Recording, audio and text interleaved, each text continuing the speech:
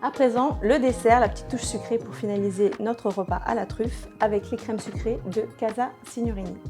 Alors pour ma pâte à cookies, moi je mets 150 g de farine, une cuillère à café de levure chimique, 85 g de sucre roux, un peu de vanille, 85 g de beurre, un œuf.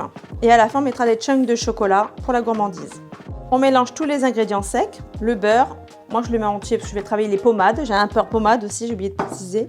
Et je casse un œuf et on malaxe le tout pour avoir une pâte homogène. On peut mettre à présent les chunks.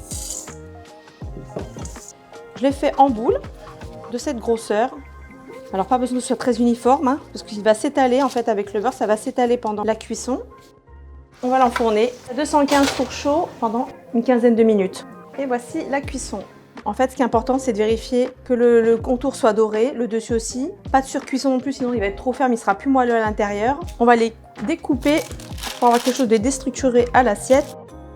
Je vais vous proposer 3 dressages pour le dessert, car avec les crèmes Casa Signorini, on a la crème à la pistache crunchy, on a la crème au chocolat crunchy et la crème spéculoos crunchy. On ne va pas mélanger les 3. Là, pour commencer, je vais dresser mon cookie. La glace, moi j'ai choisi une glace à la pistache, vous pouvez utiliser une glace à la vanille ou même une glace au chocolat. Et je finis avec mon topping avec la crème Casa Signorini que j'ai mis en poche. Pour faire un joli dressage, tout simplement, j'ai coupé très fin, l'équivalent de moins d'1 centimètre.